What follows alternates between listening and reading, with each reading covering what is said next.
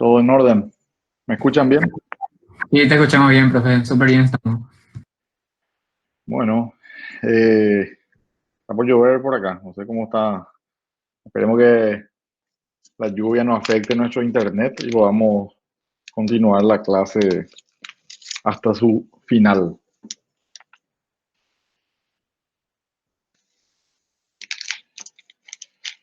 Hola, hola Shirley, ¿cómo te va?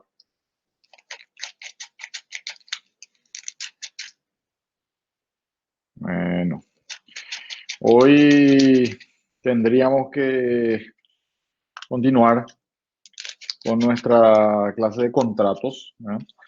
Recordarán que en la clase anterior nosotros nos detuvimos y le dedicamos mucho tiempo a-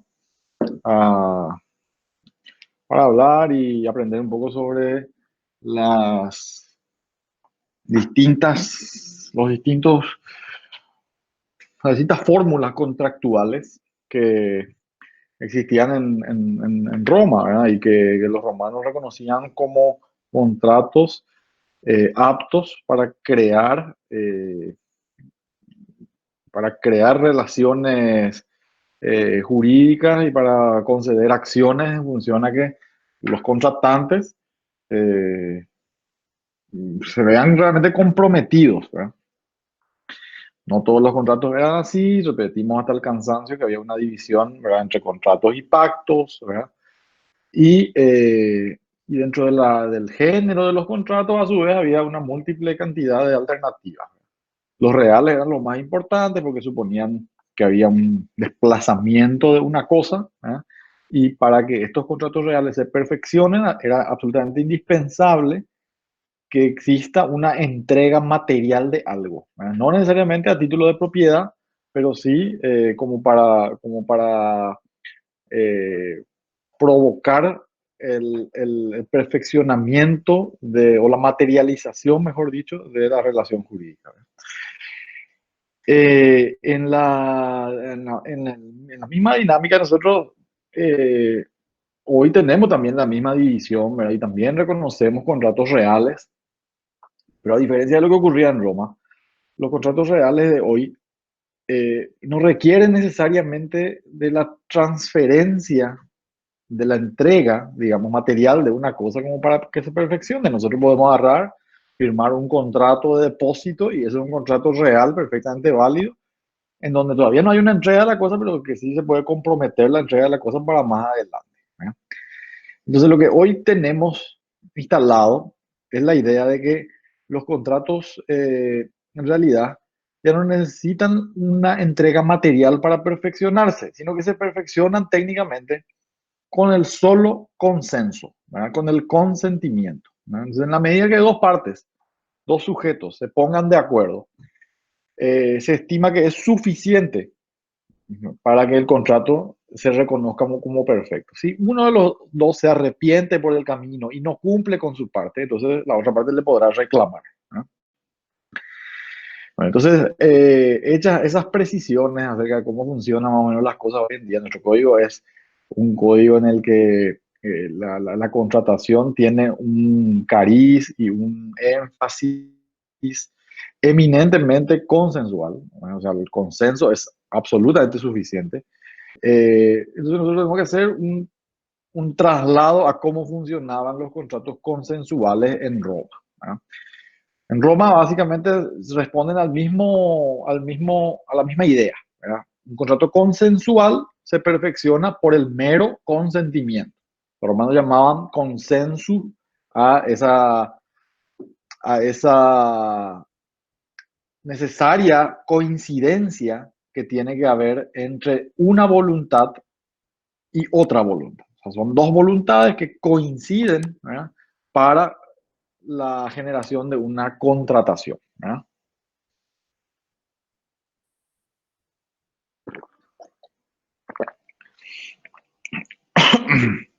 Los contratos consensuales que se perfeccionan con el mero consentimiento no requieren ninguna formalidad adicional, ¿verdad?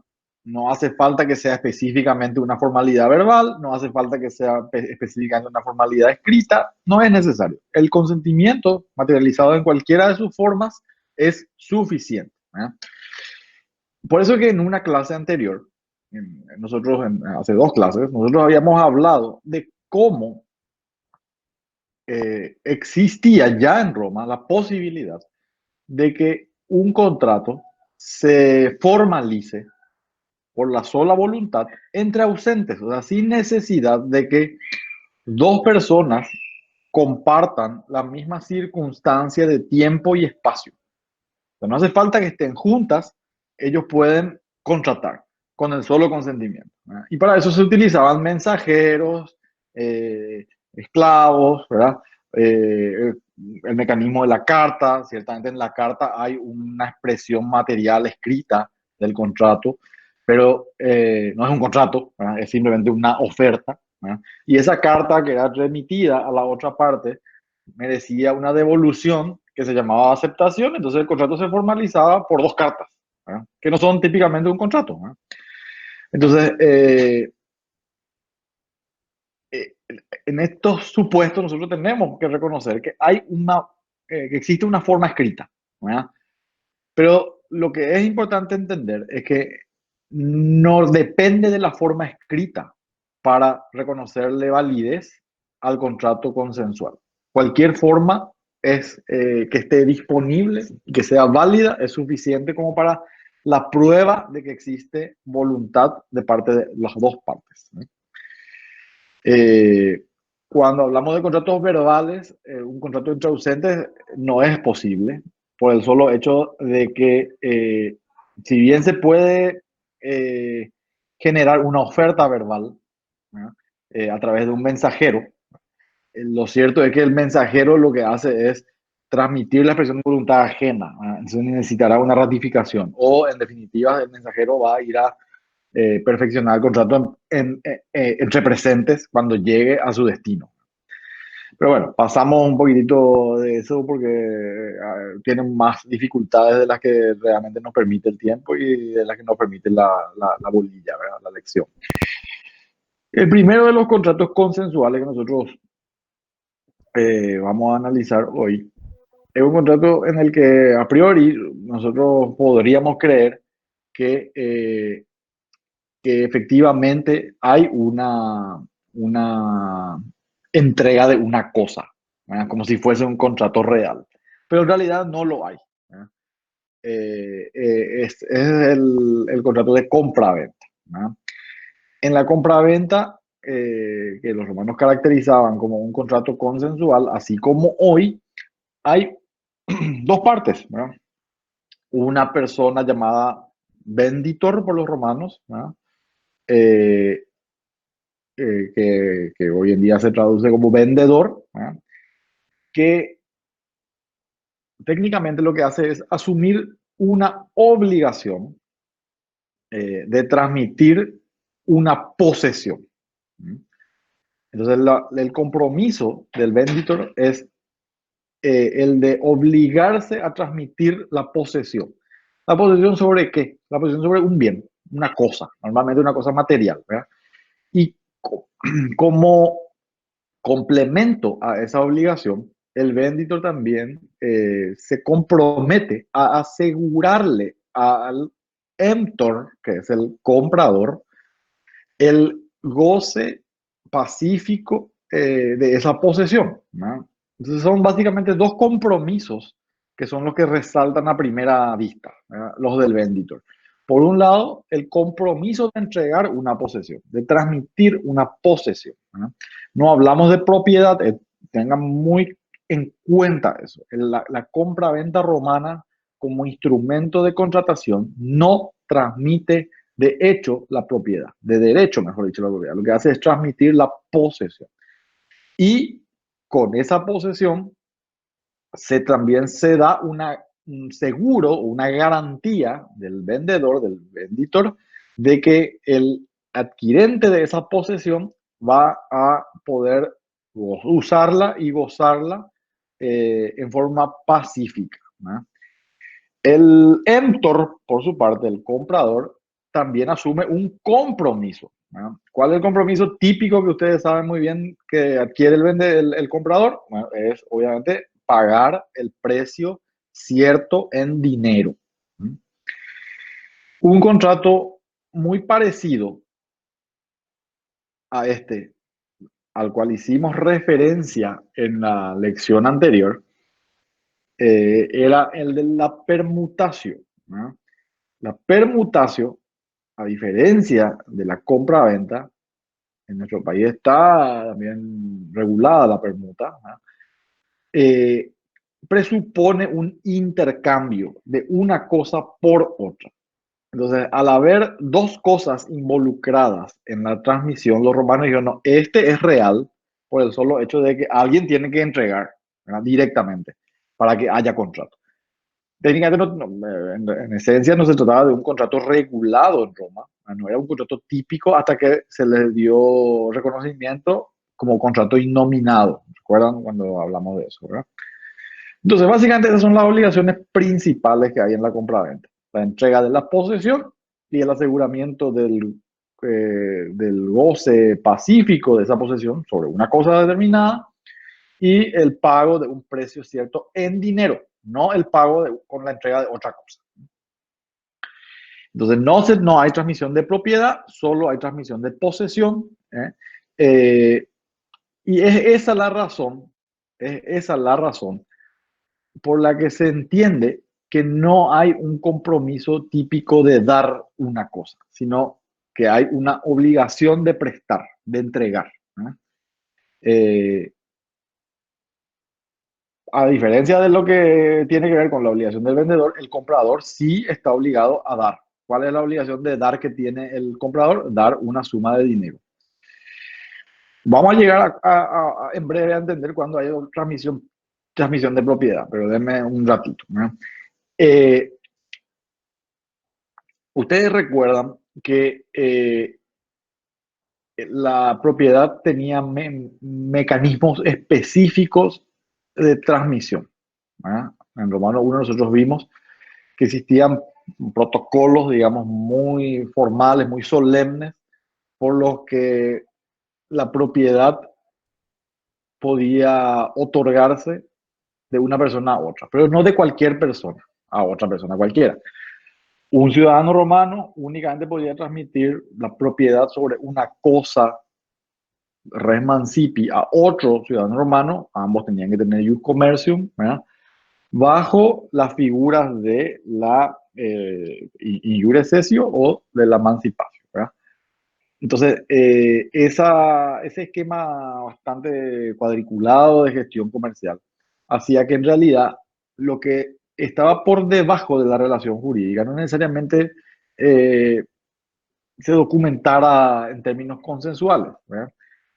Pero la realidad es que por debajo lo que hay es, en definitiva, una serie de compromisos, ¿verdad?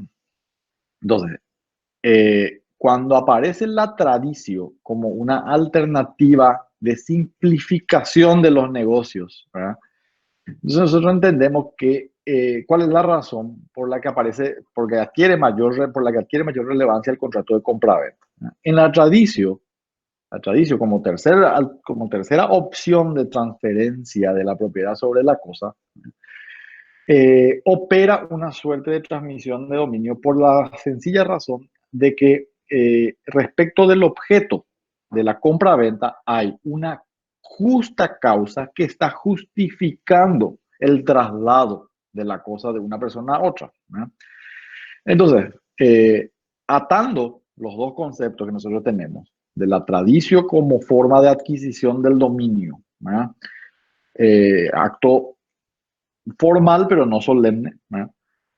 Con la noción sustantiva de la compra-venta, en la que hay un comprador y un vendedor que asumieron compromisos bajo régimen típico contractual, ¿verdad? Entonces eh, si tenemos que, todas estas operaciones tienen dos fases, dos etapas, ¿verdad? Una primera etapa de contratación, en la que se presta el consentimiento y el contrato es perfectamente válido desde el momento en que se lo presta, ¿verdad?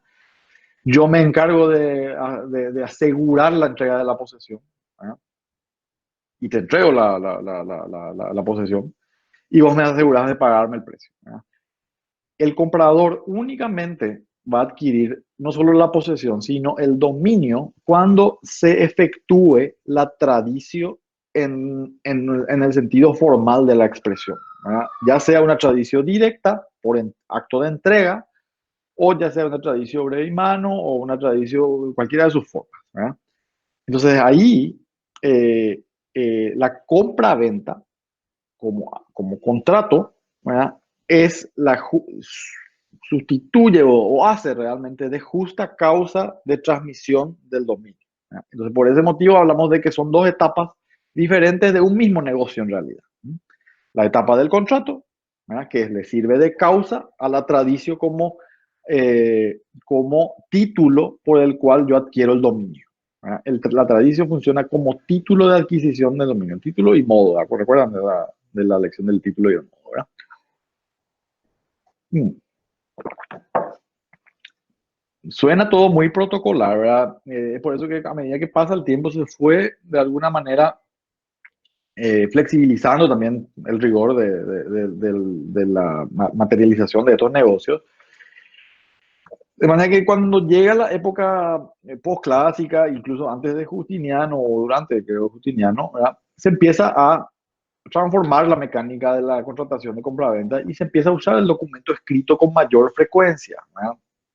Entonces, el primer antecedente del uso de documentación escrita para la compraventa de inmuebles, ¿verdad? Eh, como una opción, no como una opción, sino como una imposición imperial, ¿verdad? Se dio en la época del emperador Constantino, ¿verdad? Constantino quitó una constitución imperial en donde básicamente reguló cómo se iban a hacer en adelante las compraventas inmobiliarias y dijo, bueno, acá vamos a exigir dos cosas. Uno, que sobre el pago del precio se abone un impuesto, ¿verdad? Y dos, que toda la compraventa sea materializada a través de documentación escrita. Eh, Después, después en una segunda instancia con Justiniano, la compraventa fue incluso se redujo incluso a la alternativa, ¿verdad? Ya no era legalmente exigible hacerlo por escrito, sino que Justiniano dijo, no, está bien que se haga por escrito, pero si alguien quiere hacerlo verbalmente, que se haga verbalmente, ¿verdad? De un modo u otro, siempre se le calificó y se clasificó a este contrato como un contrato consensual, ¿verdad? Con independencia a que las partes opten por una forma escrita, ¿verdad? ¿Por qué? Porque básicamente lo que se atiende a que el contrato en este sentido tiene únicamente una función probatoria del consentimiento, ¿verdad? El contrato no es constitutivo del negocio, ¿verdad? La compraventa es un contrato del derecho de gentes, del jus gentium, ¿verdad? Eh, finalmente, como era un negocio más dentro de todo, ¿verdad? Más sencillo en cuanto al cumplimiento de formalidades, más sencillo que la emancipación o que la injure cessio, entonces eh, se terminó usando mucho más la compra-venta con la tradición que la formalidad más compleja de adquisición del dominio del derecho civil, ¿no? Ahí tenemos otro ejemplo de cómo el jus gentium de alguna manera sobrepasa al jus civile y se instala en todo el sistema, en sistema jurídico romano por su simplicidad relativa, ¿verdad? Y sobre todo por su accesibilidad, ¿verdad? La compraventa, al ser un negocio de jus gentium, era accesible a todo, era permitido.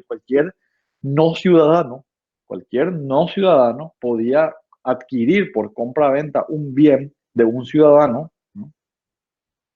En la medida que exista jus comercio, no si era todavía exigible, sin someterse a una emancipación, ¿verdad? Entonces, para eso era la compra-venta. La compra-venta sustituía o daba una respuesta, daba una solución a una limitación propia del derecho civil y permitía incluso que uno adquiera la posesión sobre un bien en la zona de la península, en la zona de Roma propiamente, o que uno adquiera bueyes, que eran res mancipi, de un ciudadano romano, ¿verdad?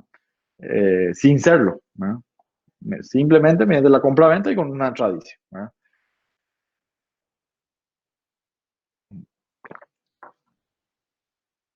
Eh, algunas precisiones que son importantes realizar respecto de la compraventa, como para entender realmente su alcance o el alcance del consentimiento, ¿verdad? Eh, Así como hoy, ¿verdad? Tenemos bien establecida la idea de que nadie puede verse constreñido u obligado a vender una cosa que no quiere vender, ¿verdad? Eh, cuando, cuando se empieza a hacer costumbre la contratación a través de esta forma, ¿verdad? Adquiere también más importancia la institución que vimos en las obligaciones cuando hablamos de las garantías de las obligaciones de las arras, ¿verdad? Ustedes recordarán, las arras funcionaban como la seña, ¿verdad? Las arras son una especie de seña, ¿verdad? En donde yo básicamente lo que hago es eh, comprometerme a vender una cosa, ¿verdad? Y que me da la opción de arrepentirme de vender la cosa si es que por algún motivo decido no hacerlo, ¿verdad? Entonces, la seña tiene un poquito esa finalidad, o nace más o menos de esa finalidad de no imponerle a alguien que no quiere vender finalmente, eh, pagando el costo del arrepentimiento, ¿verdad? Que es en definitiva la seña, ¿verdad?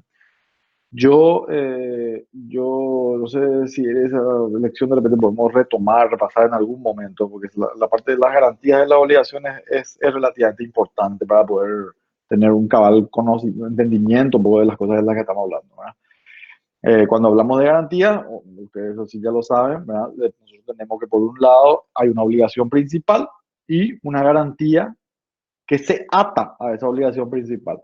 De tal suerte que si yo no cumplo la obligación principal, tengo una vía de que agarrarme, ¿eh? Para volver al caso concreto de la compraventa, en la compraventa romana, yo puedo obligarme a entregar la posesión sobre este vaso a ustedes, ¿verdad? Pero si el día de mañana yo digo, no, este vaso me regaló mi papá, yo no quiero vender este vaso, me puedo arrepentir. Entonces nadie puede ser obligado, decían los romanos, a vender algo que no quiere vender. Pero si eso ocurre, entonces tengo que pagar el precio del arrepentimiento, ¿no? Eh, entonces, es muy importante tener en cuenta que estas arras en definitiva, o estas señas en definitiva, eh, suponen el pago de una penalización por el incumplimiento de una obligación complementaria, ¿no? Eh, en, en, en, en el sistema hubo una evolución muy importante sobre el tema de las arras y yo le voy a pasar después una, un resumen, ¿verdad? Como para que no trancarnos mucho en el tema, ¿no? Eh, Estamos repasando, sí, vamos a estar repasando. Creo que vamos a tener tiempo para ir repasando. Me parece sí importante, ¿verdad? Que ustedes vayan tomando nota de los temas más que más les cuesta, como para que podamos centrarnos en eso y yo pueda de repente responder dudas más puntuales, porque a veces estas clases así por este medio hacen que se vuelva todo muy de un solo lado, ¿verdad? Ustedes, yo no sé si están ahí o duermen nomás, y tampoco sé si entienden, ¿eh? Entonces a mí me está costando adaptarme todavía a esto, ¿eh? Por eso que me interesa que haya algún mecanismo como para que podamos interactuar y yo pueda saber si ustedes están realmente comprendiendo o si quieren profundizar alguna cosa de todo lo mucho que tenemos que ver, ¿verdad? Así que bueno, queda un poco a cargo de ustedes analizar ahí opciones. Bueno, entonces tenemos por un lado el tema del consentimiento. Por otro lado, es muy importante también que nosotros damos que cuáles podrían ser los objetos de una compra-venta, ¿verdad? Hoy en día nosotros reconocemos como objetos, objetos a ver, como que cualquier objeto que se encuentre dentro del comercio, que sea lícito y posible, puede de alguna manera servir o constituirse en el propósito del negocio, ¿verdad? En Roma, básicamente lo que decían lo que dicen los textos es que la compra-venta podía tener por objeto cualquier res corporal, ¿verdad? Y también cualquier res incorporal, ¿verdad? Siempre y cuando esta red corporal o esta red incorporal esté dentro del comercio. Cuando hablamos de red incorporal, es muy fácilmente comprensible, hablamos del terreno, del vaso, del tereré, de lo que sea que tengan ahí a mano. Y cuando hablamos de red incorporal, hablamos de un derecho. Entonces ahí es donde se vuelve un poco más complicado el entendimiento de la idea, ¿verdad? Hoy por hoy es muy comprensible, es muy fácil saber que uno puede, por ejemplo, comprar el derecho de una parte a una herencia, o puede uno comprar el derecho de una parte a un crédito, ¿verdad? Antes no era tan fácil, ¿verdad? Pero sí existió en la práctica muchos ejemplos de cómo los romanos compraban, por ejemplo, servidumbres, ¿verdad? Entonces yo compraba el derecho que tenía una persona a una servidumbre de agua determinada para que el agua también me llegue a mí, por ejemplo, ¿no?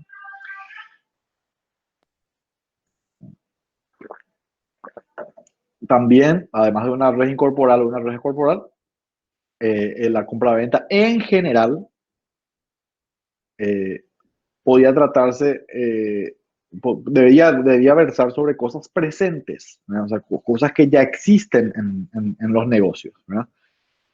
Pero con el tiempo admitieron dos excepciones en donde también reconocían que la compraventa podía tener por objeto cosas futuras. Y en ese sentido regularon dos, desarrollaron dos nociones que son importantes repasar. Una, la noción de la compra de la esperanza, ¿no? También llamada emptio se spei. Emptio por compra, spei esperanza, ¿verdad? Y es básicamente, no sé, si ustedes tienen un amigo que tiene un bueno, que suele ir a pescar, ¿verdad? Eh, y les gusta el surubí, usted le dice, mira, yo te voy a comprar todo el surubí que pesques, ¿verdad? Eh, a cambio de una suma determinada, ¿verdad? Y en ese sentido, el precio se preestablece, ¿verdad? Con independencia a cuántos peces, a cuántos surubís te traiga tu amigo, ¿verdad? De ahí que tenemos que, de ahí que yo ponía mucho énfasis en la idea de la esperanza como una, como una cosa completamente incierta, ¿verdad? Pero real acerca de cuál sería el futuro producto que se estaba adquiriendo, ¿verdad? Los romanos era un contrato absolutamente lícito. Y en un nivel de mayor certidumbre, un poco más concreto, pero también de cosas futuras, también reconocían la figura de la emptio rei esperata.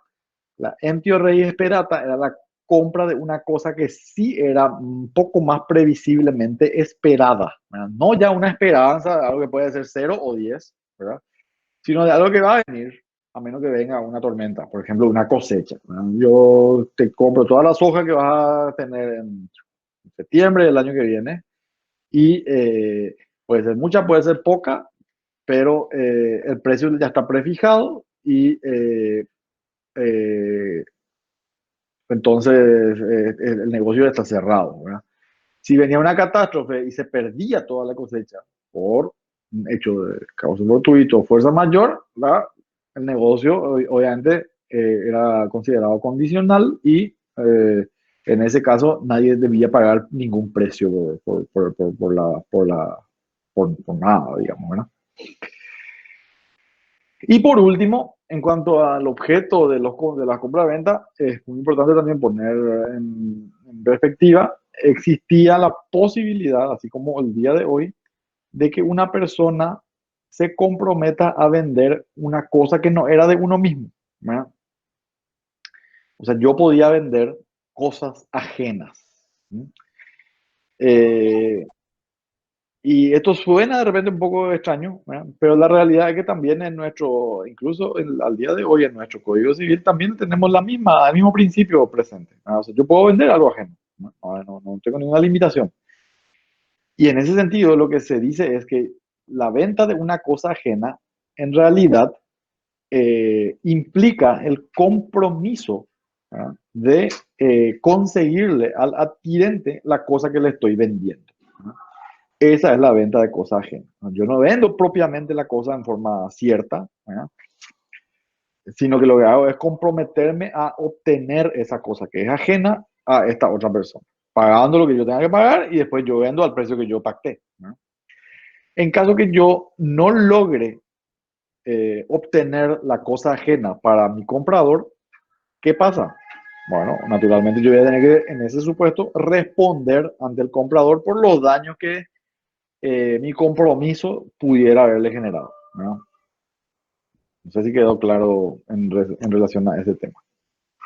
Entonces, para recapitular, ¿qué puede ser objeto de una compra-venta? Puede ser una red corporal, puede ser una red incorporal, puede ser una esperanza, puede ser una cosa esperada, estas dos cosas futuras, ¿verdad? Y puede ser, en definitiva, una cosa ajena.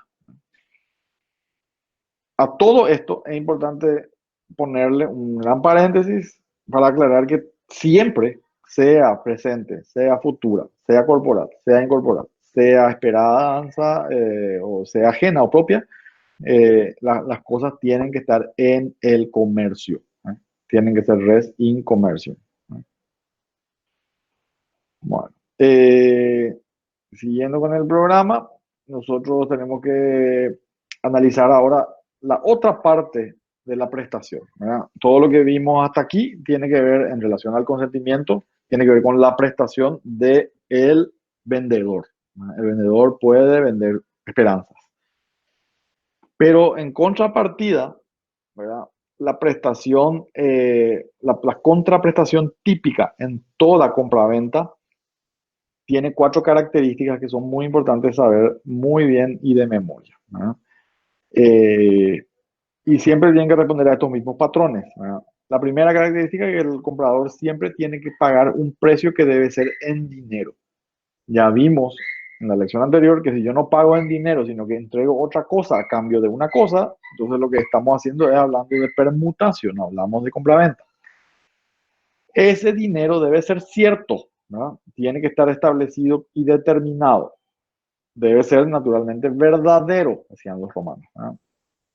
Y con el tiempo, después, hacia la época posclásica, se agregó un cuarto requisito, una cuarta con la característica del precio que está relacionado con la justicia del negocio. El precio debe ser justo, decían los romanos. No puede ser un precio irrisorio, no puede ser tampoco un precio excesivo, tiene que ser justo, tiene que ser el precio correcto. Vamos a ir viendo aspectos sobre cada una de estas características, ¿verdad? Una cuestión relevante en relación al dinero es que para los proculeyanos, ¿verdad? El dinero debe ser necesariamente una pecunia numerata, un dinero contante, es decir, para hacerla, tiene que estar el billete que se pueda contar, ¿verdad?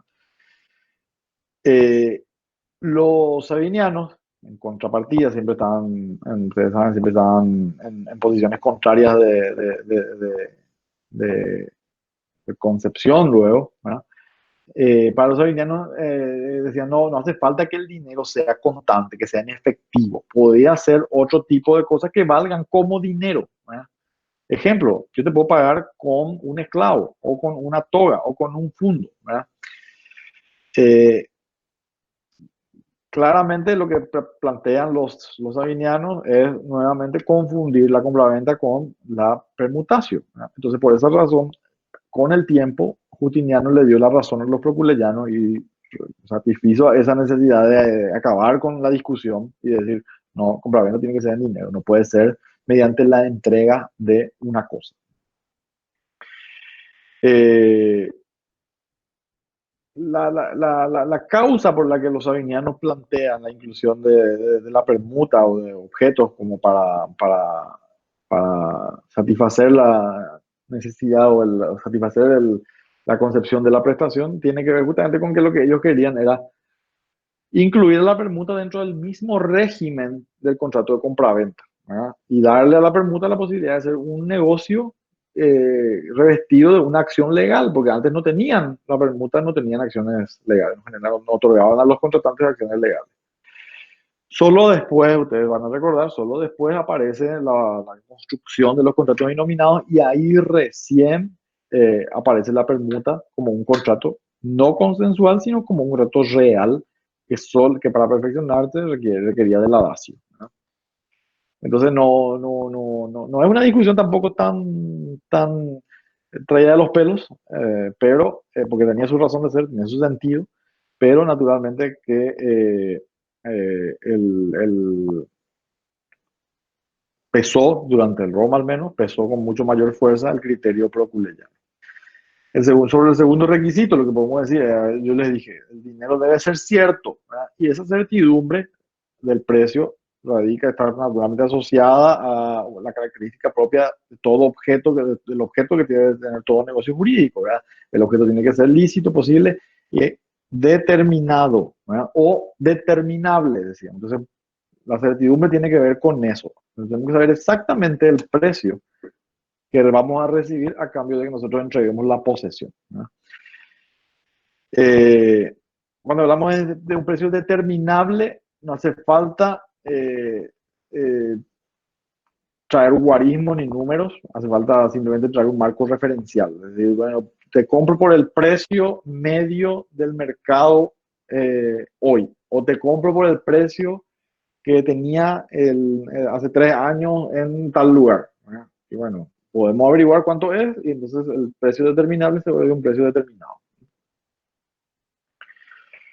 En la época clásica también hubo algunas discusiones acerca de si era o no válida una venta en condiciones de cierto nivel de incertidumbre o de indeterminabilidad, ¿verdad?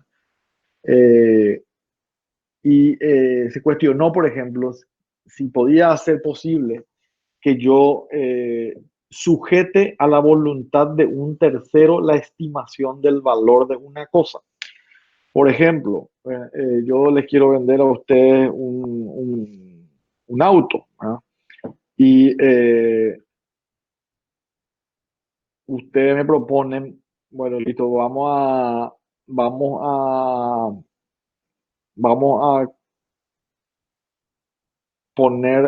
a llevar a la concesionaria de la marca de ese auto para que ellos hagan una estimación del valor que tiene realmente al día de hoy tu auto, ¿no? Para los romanos, sujetar la determinación de un precio a la voluntad de un tercero no es que no era admisible, pero les generaba dudas, ¿verdad? ¿Por qué? Porque la voluntad de un tercero se involucraba en el negocio, ¿verdad?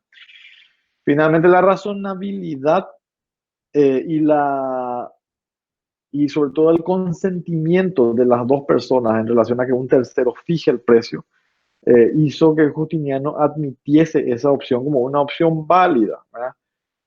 Ya que básicamente lo que dice es, bueno, yo considero que colocar la posibilidad de determinar el precio en la persona de un tercero supone la fijación de una condición en la determinación del precio.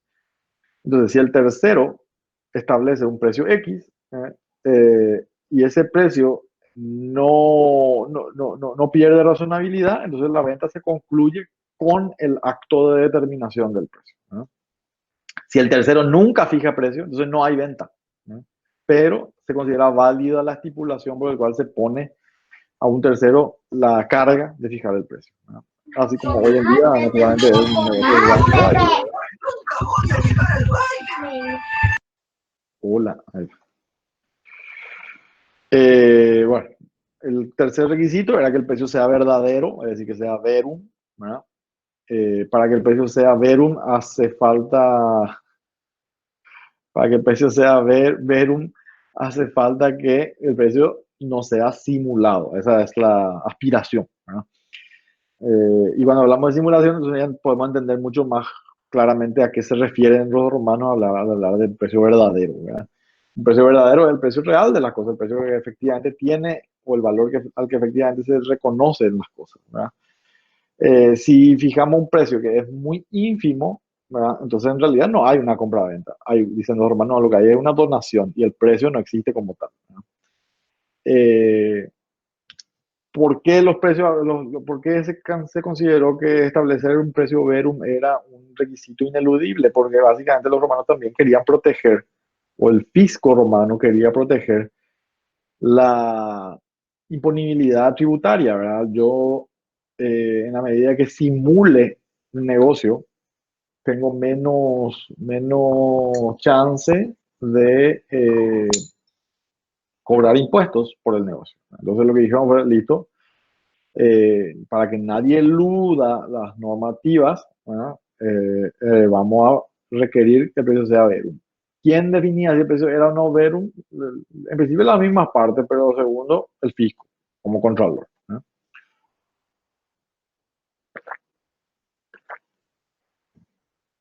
Bueno, y por último el precio justo. El precio justo es el precio que buscaba evitar eh, la famosa figura de la lesión enorme. La lesión enorme era aquella eh, en la que hasta ahora también está regulada en nuestro sistema, en la que una persona de repente encontrándose en una situación de necesidad, ¿verdad?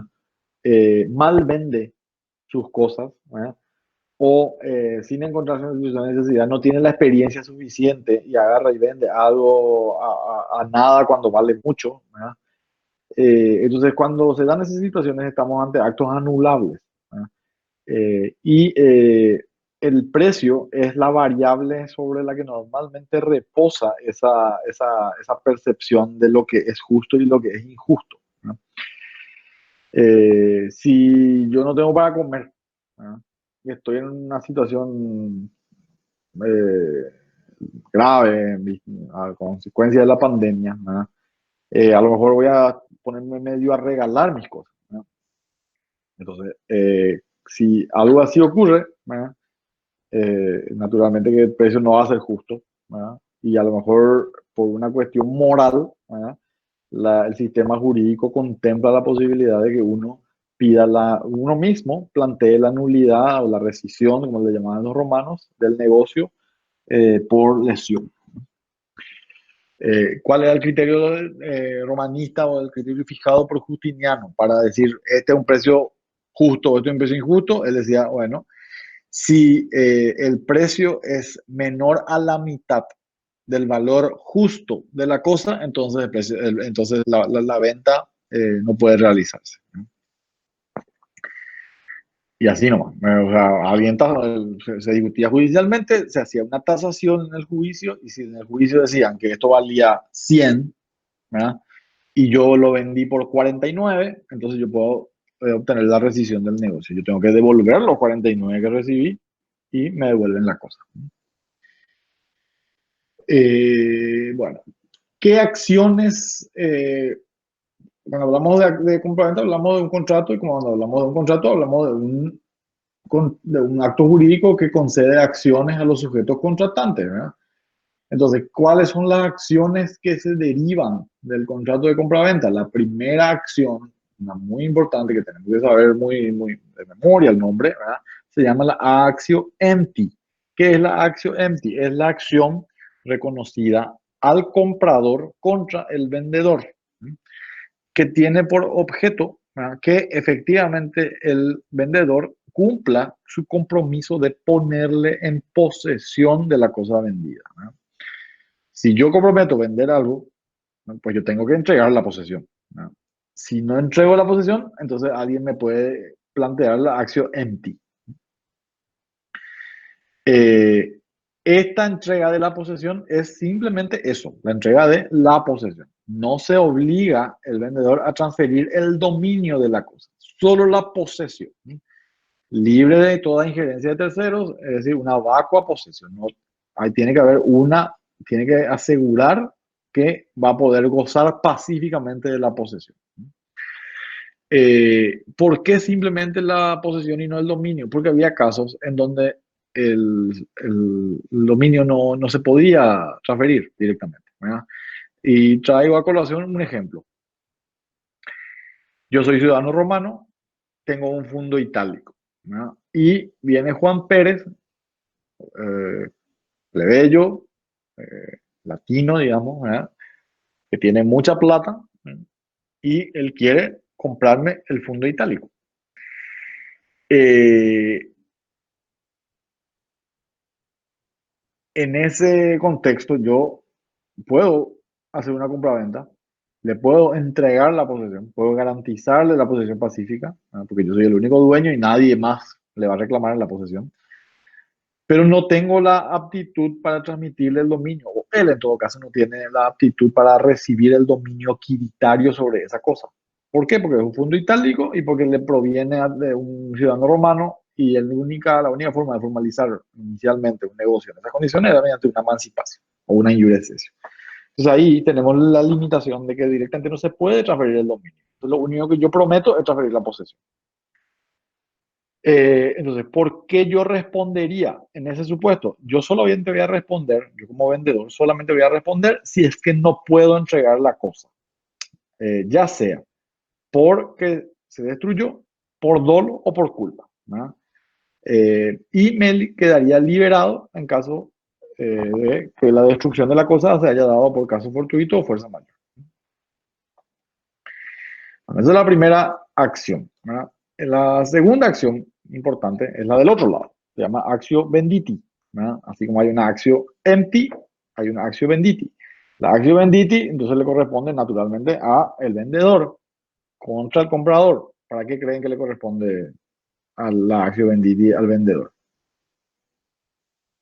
¿Qué opinan?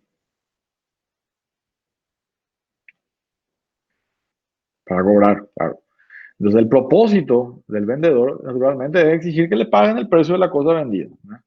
Y si no le pagaron a tiempo, que además de la entrega del precio le paguen también los intereses o cualquier penalidad que hayan convenido, ¿no? Entonces, es una acción muy importante, es como una acción de cumplimiento de contrato, una acción de cobro, ¿no? Eh, el comprador se encuentra obligado al pago, perdón, del precio, eh, aunque la cosa se haya destruido por caso fortuito o fuerza mayor. Aclaremos antes de nosotros que el vendedor se libera si la cosa se destruyó por caso fortuito o fuerza mayor, pero el comprador no, ¿verdad? Eh, entonces, si por algún motivo, como un contrato consensual, se perfeccionó ya con el consentimiento, si después vino una tormenta que destruyó o ocurrió un incendio no imputable, ¿verdad? Y nosotros habíamos convenido la venta de una casa, ¿verdad? Igual me tienen que pagar el precio de la casa, ¿verdad? Esa era la forma en la que los romanos interpretaban el equilibrio derivado de los riesgos, ¿verdad? Eh, Todos los riesgos de la cosa, en síntesis, desde que el consentimiento queda expresado, se transfieren al comprador. Es el comprador el que asume las consecuencias, ¿no?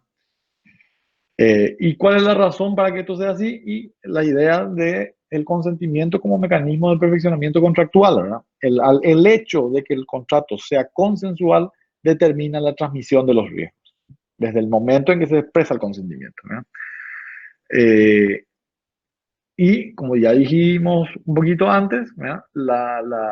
Las únicas excepciones en las que algo así no ocurre son si el vendedor actuó en forma dolosa o culposa en la destrucción de la cosa. Si él mismo tuvo la culpa del incendio, entonces no se paga nada y él tiene que responder, ¿no? Eh, bueno, Entonces, esas son las dos acciones elementales que se derivan del contrato de compraventa, ¿no? Hay luego dos cuestiones que tenemos que ver ahora, que son muy importantes también porque están vinculadas a conceptos que nosotros vimos ya en la parte de los actos jurídicos, ¿verdad? Pero que necesariamente tenemos que volver a repasar justamente por su relevancia y por su trascendencia, ¿verdad? Para llegar a ese punto tenemos que dejar bien establecido de que el contrato de compra-venta es un contrato, como ya lo dijimos, del jus gentium, del derecho pretoriano, ¿verdad? Y como tal es un contrato de buena fe, ¿verdad? Al ser un contrato de buena fe, tiene elementos que son naturales a ese tipo de negocio, que están implícitos en ese tipo de negocio. Eh, y para este negocio en particular de la compraventa hay dos que siempre traíamos como ejemplo cuando hablábamos de los elementos naturales del acto jurídico. ¿Se acuerdan cuáles eran los elementos naturales del acto jurídico? No. ¿Alguien que escriba ahí o que hable? Porque me quedo sin voz. Muy bien. Ojeemos ese libro.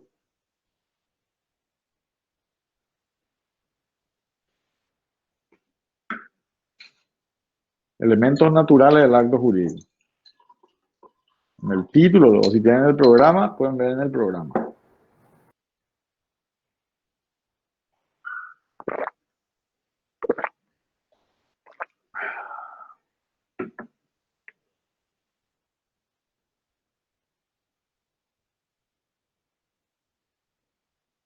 Ahí ya respondió alguien. Lo que estaban en la naturaleza ellos, sí señor. Lo que al estar en la naturaleza se consideran implícitos de ese negocio en particular, ¿verdad? En la compraventa hay dos elementos naturales que son muy típicos, ¿verdad? Si alguien me dice un punto ya va para el examen. La forma, doctor. No, no. La forma en Roma era un elemento esencial. Recuerden eso.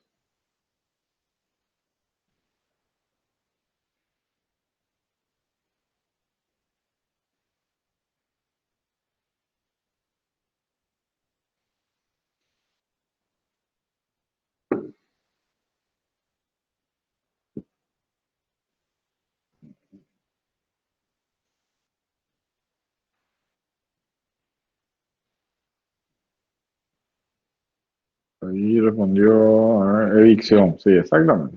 Bien, Bruno. Bueno. La garantía la evicción básicamente es un elemento natural de todos los contratos de compraventa, ¿no? Que lo que hace es asegurarle al comprador, o sea, el vendedor le asegura al comprador que va a responder por cualquier vicio jurídico que pueda tener el objeto de la compraventa, ¿no? Cualquier vicio jurídico. Y el otro elemento natural de toda compraventa es también asociada también a la idea de vicio, y es la de los vicios redivitorios, ¿no? Todo vendedor le garantiza al acreedor, al comprador, perdón, que va a responder ante cualquier daño que pueda tener el objeto en el caso de vicios materiales. Están los vicios jurídicos y están los vicios materiales. Entonces, cuando hablamos de elementos naturales de los contratos, hablamos de elementos que están implícitos. No hace falta que las partes estipulen este tipo de garantías, porque estas garantías son propias de esta clase de contrato. La evicción y los vicios redivitorios. ¿Esto por qué? Porque es un contrato de buena fe. Si era un contrato civil, quiritario, digamos, ¿verdad? Al ser muy solemne, tenía que exigir la reunión específica de cada una de las estipulaciones para comprometer, ¿no? En este supuesto eso no ocurre, ¿no? Eh, bueno, el, el, ¿y a qué viene esta idea de evicción y de vicio redivitorio? Bueno, el vendedor, nosotros ya vimos, no tiene una obligación de transmitir al comprador la propiedad de la cosa. El vendedor simplemente tiene que entregar la posesión de la cosa, asegurar el goce y el uso pacífico de la cosa. Entonces tiene que estar libre de otros ocupantes. ¿Qué pasa? Yo entrego la cosa, el comprador entra en posesión, está 2 o 3 días y al cuarto día le llega la notificación de que se le demanda, de que Juan Pérez, un tercero, le está demandando por una reivindicación, ¿no? Y dice Juan Pérez, lo que pasa es que ese bien, ese inmueble que te vendieron es mío y acá está el título, así que trae acá, ¿verdad? Ese es un supuesto en donde el comprador se queda en una situación incómoda, ¿verdad? Y el vendedor, que ya cobró su plata, se puede mandar a mudar, ¿verdad? En principio, ¿verdad? Eh, si hubiese ocurrido en un esquema tradicional que la, el acto se formalizó mediante una emancipación, ¿verdad? El comprador simplemente tenía que haberle reclamado al vendedor, ¿verdad?, que comparezca al juicio para que ejerza la defensa, ¿verdad? Ese era el sistema procesal romano en este tiempo, ¿verdad? Y si el comprador, perdón, si el vendedor omitía presentarse en juicio o si su intervención era inútil y al final se hacía lugar a la demanda de reivindicación, se le concedía básicamente al comprador una acción que se llamaba una acción autoritas contra el vendedor, para que le pague, para que le devuelva el doble del valor del precio. Entonces, esa era la mecánica a través de la cual ellos aseguraban esa garantía de evicción. Hay un vicio jurídico en la transmisión y cuando había emancipación no había mayores problemas porque básicamente la concesión de acciones relacionadas al negocio le daba esa ventaja al comprador, le daba esa seguridad al comprador, ¿verdad? Además que la emancipación supone la transmisión del dominio, ¿verdad? Eso no tenemos en esta situación, ¿verdad? De ahí que cuando evoluciona el derecho romano, o cuando va tolerándose la posibilidad de una compraventa sin emancipación, la evicción, la misma evicción, el mismo principio se traslada a este negocio de la compraventa. Eh, eh, pero para que ello ocurra, era necesario una previsión de situación por medio de una estipulación, ¿verdad?, inicialmente, ¿verdad? Con el tiempo, en la época de Justiniano, eh, es que finalmente se dice, no, no podemos estar exigiendo que hagan estipulaciones particulares de evicción, sino que ya esto vamos a reputarlo como algo como algo integrado, digamos, a el acto jurídico de la compraventa, ¿no? Y siempre por el duplum, o sea, por el doble del valor del precio pagado, ¿no? Eh, lo que ahora se puede considerar hacer es realizar, por ejemplo, una estipulación en contrario. Es decir, yo te vendo, pero no te garantizo que no te venga alguien a reclamar después el derecho de propiedad o que no te venga a cuestionar la existencia de vicios jurídicos sobre la cosa. Entonces, eso con respecto a lo que se conoce como evicción, garantía de vicios jurídicos.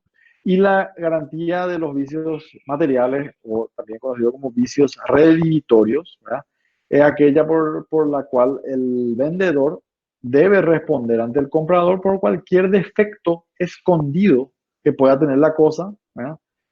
Ya sea que haya sido escondido en forma dolosa por el vendedor, ¿verdad?, y que el comprador no hubiese advertido en un plazo relativamente breve, ¿verdad?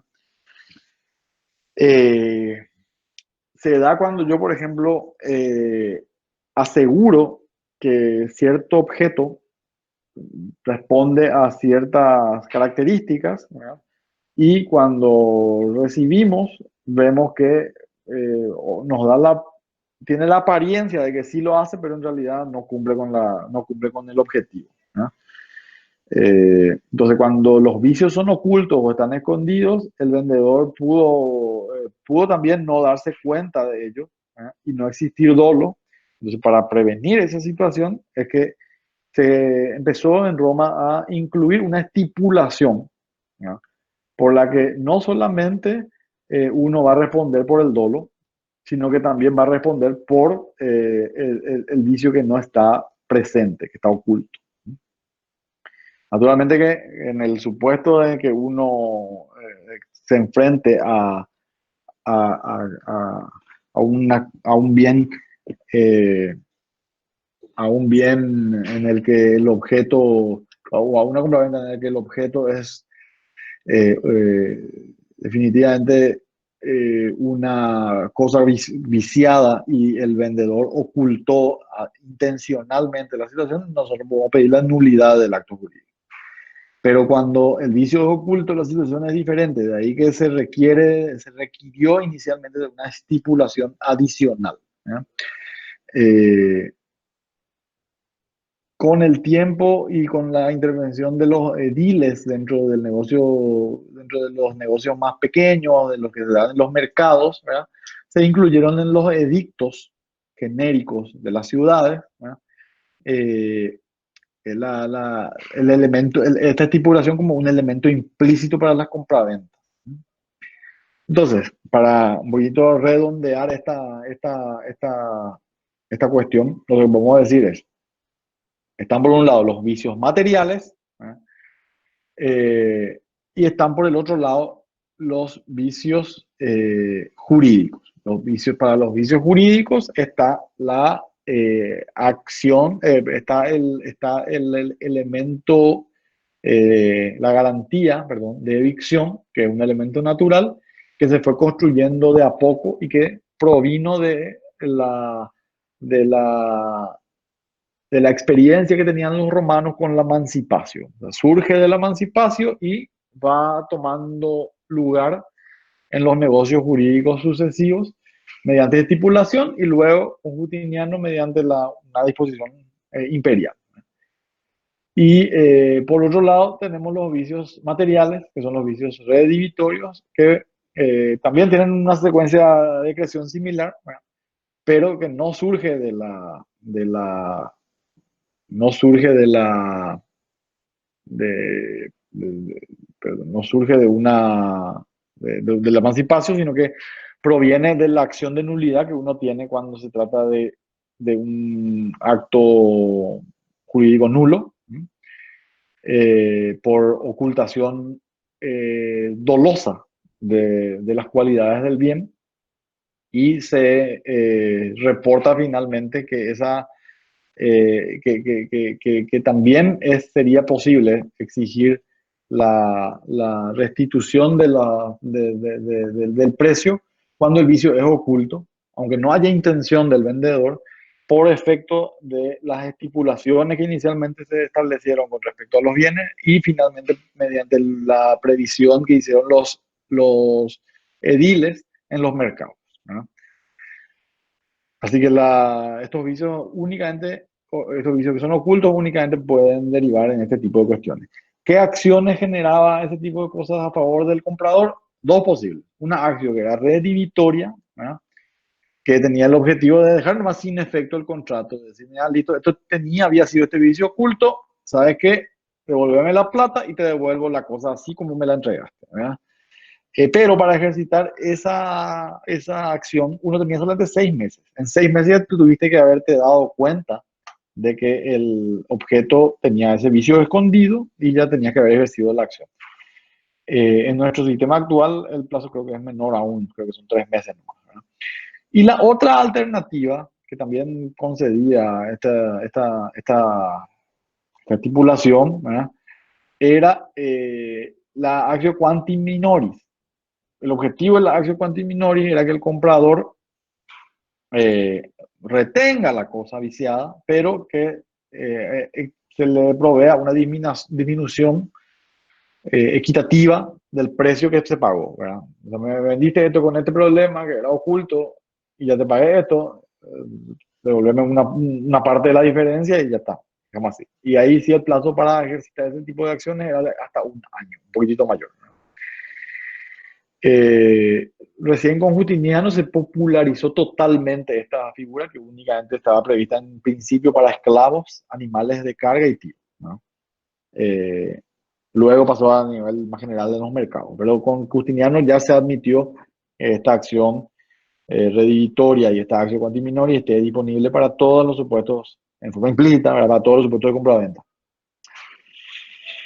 Bueno, y por último, para ir cerrando lo que tiene que ver con la compraventa, hay que agregar que todas las partes podían incorporar pactos adicionales al contrato de compraventa. Esto es una alternativa muy, muy importante de destacar.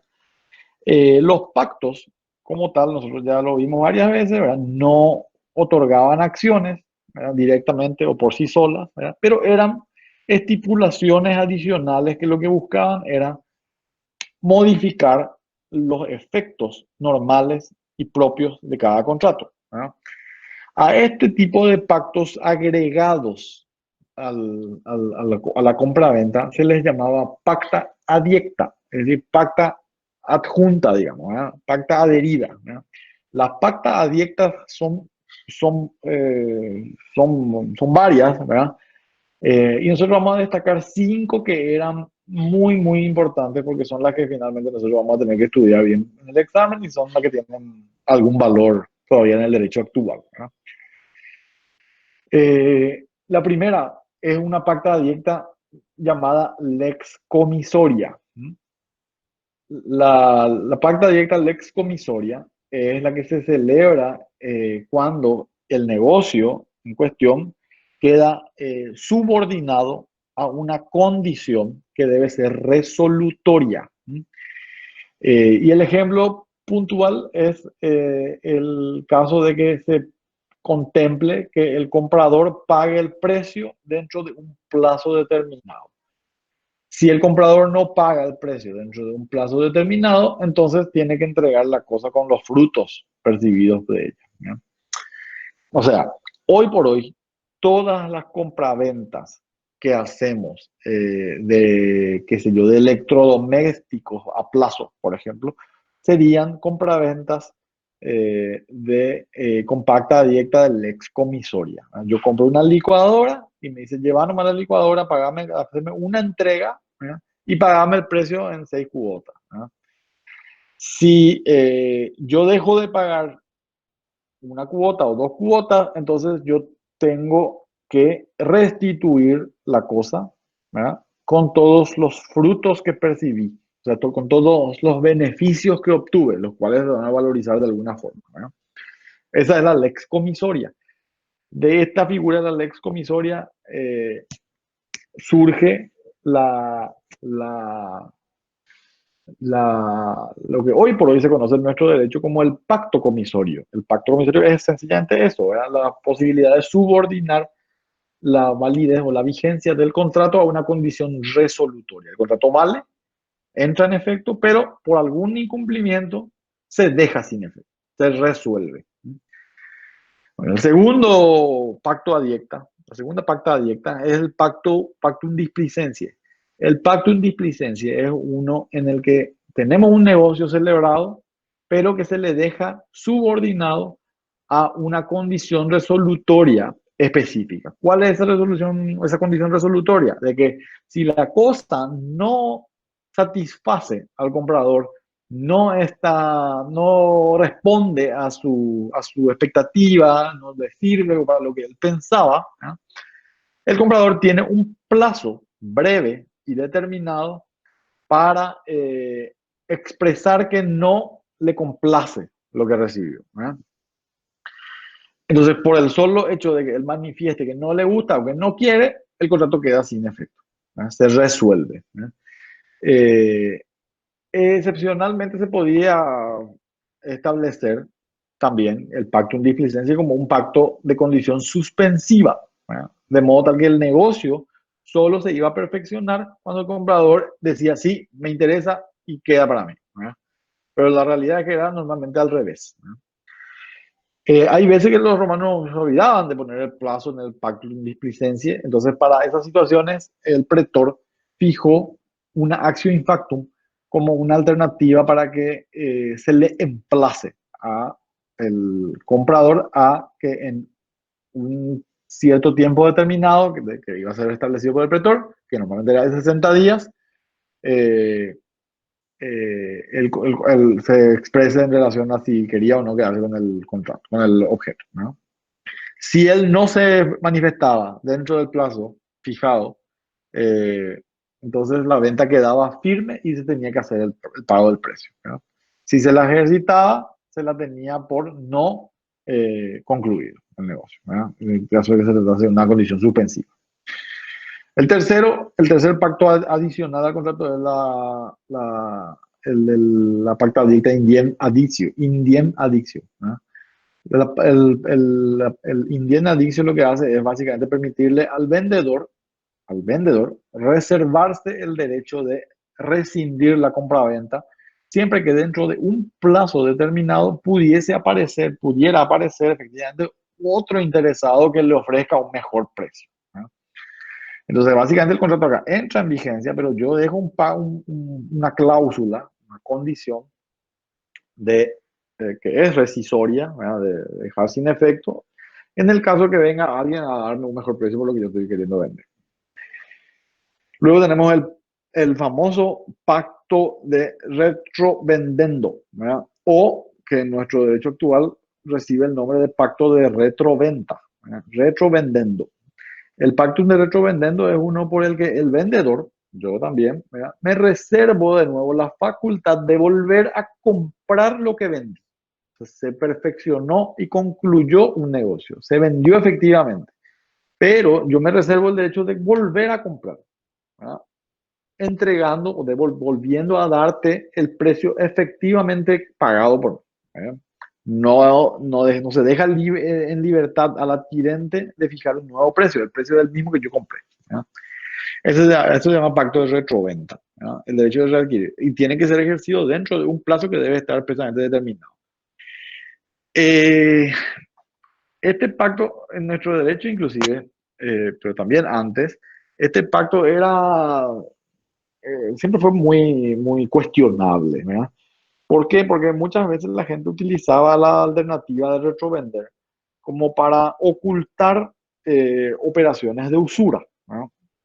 Entonces, lo que hacemos es, yo como prestamista, ¿verdad?, eh, me hago vender una cosa por un precio que incluía capital e intereses, ¿verdad? Y si no me pagas lo que me debes, ¿verdad?, entonces yo ya directamente me quedo con el bien en pago por el préstamo, ¿verdad? Entonces, para evitar ese tipo de cosas, inclusive en nuestro derecho, muchas veces la figura se derogó, luego se volvió a regular, se amplió y se extendió la regulación. Hoy por hoy está funcionando mejor que en otros momentos, ¿verdad? Pero siempre fue un pacto cuestionado. Y por último, el pacto de retromendo. El pacto de retromendo es uno por el que el comprador puede obligarle al vendedor a que le revuelva a adquirir la cosa vendida, luego de transcurrir un plazo por el mismo precio pactado inicialmente. O sea, la contrapartida del pacto de retroventa es el pacto de retromendo, por el que yo vuelvo a darte lo que me diste y yo tengo la facultad de imponerte que me vuelvas a comprar. Bueno, ese es un poquitito, en resumidas cuentas, todo lo que hace a la compra-venta como contrato consensual. Yo quería también tocar muy brevemente lo que hace el arrendamiento, pero ya se nos está yendo la hora, ¿verdad? Sí, voy a cargar después el material de la clase, ¿verdad? Lo que sí quiero poner un poquito en contexto en relación al arrendamiento o a la locación, como mejor cabe llamarla en esta parte de nuestro programa, es que la locación no solamente es el alquiler de bienes, sino que también, como quizás ya saben, Cuando hablamos de locación, hablamos de un contrato por el que una persona eh, puede obligarse también a prestar un servicio, ¿verdad? O puede obligarse también a hacer una cosa, ¿verdad? En su noción original, la locatio conductia es un contrato en el que esta persona, locador, ¿verdad? Locutor, también, también llamado, ¿verdad? Asume una obligación de entregar a otra, llamada locatario, el uso y goce de una cosa determinada. Entonces, cuando hablamos de alquileres, hablamos de locación de cosas, ¿verdad? Cuando hablamos de locación de servicios, ¿verdad? Cuando yo me comprometo a hacer un trabajo jurídico, ¿verdad? Hablamos de otro tipo de locación, pero también es locación, porque también se compromete la entrega de un servicio a cambio del pago de un precio o de un canon, como le llamaban, y también los romanos lo llamaban merces. Merces era el nombre que recibía en Roma el canon actual, ¿verdad? Este era un contrato consensual, y que para ellos era unitario en el sentido de que tanto la alocación de cosas como la alocación de servicios y finalmente la alocación de obra, ¿verdad? El pago que se le hace, o sea, el contrato que se concluye con alguien que va a construir una casa o construir una pileta o construir una muralla, la alocación de obra, eh, no supone una división estrictamente romana. O sea, para los romanos todo era locación, ¿no? Eh, pero hoy por hoy en nuestro código tenemos divididas las figuras, ¿verdad? Locator hace referencia a quien coloca algo, ¿verdad? Ya sea que se trate de un bien o de un trabajo o de la propia persona, ¿verdad? Y conductor es el que lleva, el que conduce la cosa a la persona que prestará los servicios, ¿verdad? A la persona que prestará los servicios. Cuando hablamos de locación de cosas, ¿verdad? Entonces yo asumo la obligación de entregar a la otra parte una cosa locada y a cargo mío, ¿verdad? Van a correr las reparaciones necesarias a hacer en la cosa para un uso adecuado, a cambio, perdón, del conductor, ¿verdad? Yo entrego la cosa en locación, ¿verdad? Como locador, y la parte, el conductor se compromete a realizar un uso adecuado de la cosa. El conductor es lo que hoy por hoy conocemos como locatario, el inquilino, que su compromiso básicamente es pagar un precio convenido, ¿no? Naturalmente usar las cosas conforme al destino, a no destruir las cosas, entregarlas en forma. Una precisión que resulta muy importante hacer es que el locatario, ¿verdad? No es un poseedor, ¿verdad? Entonces está en una posición muy precaria ante cualquier tercero que pueda venir a reclamar. El locatario no es poseedor en el derecho romano, es simplemente un locatario, es el titular del derecho de uso, ¿verdad? Y al no ser poseedor, obviamente uno no puede usucapir siendo locatario. Uno tampoco puede ejercer interdictos posesorios, ¿verdad? El contrato de locación tiene una duración que es variable, ¿verdad? Puede variarse puede durar lo que las partes conviniesen, pero si no se combina un plazo, entonces puede ser unilateralmente rescindido por las partes. Y bueno, y hasta ahí podemos llegar. Yo les voy a complementar con algún material como para que ustedes puedan establecer mayores diferencias con respecto a las locaciones de obra, con la locación de servicios. Y en cualquier caso, en la próxima clase nosotros podemos dar un poquitito algunas ideas más sobre esto antes de pasar a los siguientes contratos consensuales, que son muy importantes también: el mandato, la sociedad, que son contratos que vamos a tener que ver, y con eso ya nos dirigimos hacia el término de esta parte de la, del programa, ¿verdad? Y pasaríamos ya después a la siguiente unidad, a la siguiente parte, que es de derecho hereditario. Pero antes tenemos que hablar un poquito de los ilícitos, así que esto también eso. Así que bueno, si tienen alguna pregunta, muchachos, acá ya tengo varias cosas. Gracias. No, bueno, gracias a ustedes en todo caso.